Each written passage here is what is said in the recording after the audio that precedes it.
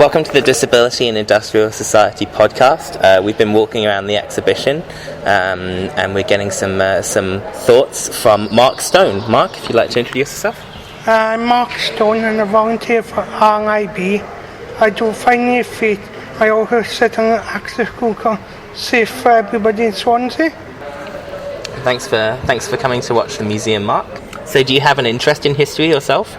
Yes, I do, mostly in IT. Okay, and and you were telling me earlier that your family has some industrial history as part of its family past. Yes, I do. My father helped in the disaster, I can't remember the place, Aberban, to create some of the cone tips after the disaster. In the days shortly afterwards, then. Yeah. Wow. So where do you come from? Where did your family come from? From Swansea. My father was working for the Parks Department at the time. I was sent the youngest staff up to help. Wow. So what are your thoughts on the exhibition? Some of the stuff is still going on today. How so? Like the discrimination against different disabilities and that. And do you think the same was happening to disabled workers, or do you think they got it a little bit better? I can't really say. I think it's still the same. Yeah. Do you think it's exploitative to say that the coal owners were sending disabled coal miners back to work, like we saw in the video? They should really had more time to recover. Yeah. In places like rehabilitation centres? Yeah. Or better hospital care? Better hospital care. But it helped in the National Health came around in 1948. Yeah. So our story ends. It's a whole new story after that. Yeah. Still not good.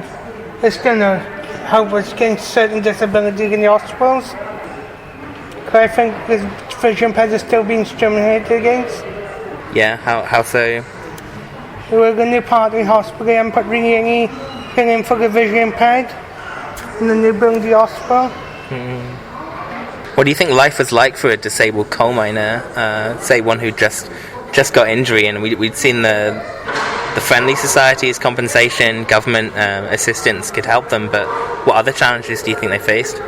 Isolation. Yeah. Mental problems. Mental problems like related to recovering from injury? Yeah. And mental health. So what we're going to do now is we're going to listen to some of the literature extracts that we have from the exhibition. We've got four extracts read out by actors, and we're going to think about that. This extract is from Lewis Jones, and the novel's called Commodity. It's also from 1937, and this is read by an actor. And let's hear it. Commodity, Lewis Jones. Who is this Home Secretary? This man who calls us hooligans and savages? Is he a working man? Have he ever worked down a pit? Have his mother been put in a county court because he had been too bad to work for a week or two? Not on your life. He don't belong to us. That's why he sends his soldiers here to drive us back to the pit. Ha! But he'll never beat our men that way. If we are to die, let it be fighting in the clean air that the pit has robbed us of for so long.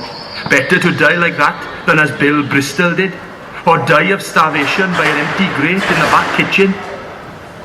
They claim they own the pits. All right, let them come and work the coal themselves if they want it. Let them sweat and pant till their bodies twist in knots as ours have. Let them timber holes whose top they can't see and cut ribs in coal like solid steel. Oh, boys, we have no need to be downhearted.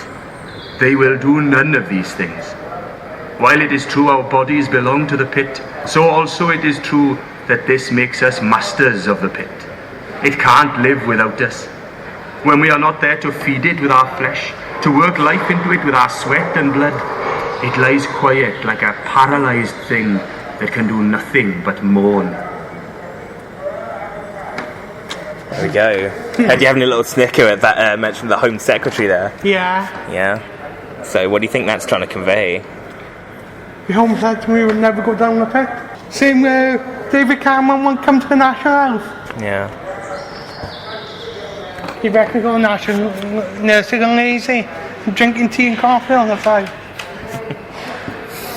Yeah, but it clearly gets at that kind of, that idea that politicians don't know what's going on. Yeah. And still going on today. yeah, with people's awareness of disability issues. It's quite emotive, that one, isn't it? Yeah. It really gets at that disparity. We see that so much in our research. It's like there's one politics for the elites and there's one for the working people. Yeah. And The disabled Tories, people. one for the rich and one for the poor. Yeah. How do you think museums can make their histories more accessible to visually impaired people? I think a lot more audio restriction, like extracts, books and audio and that. Proper, well-trained visual guides to show you around. Tactile markers. Clear print to see for partially sighted people, like font 24.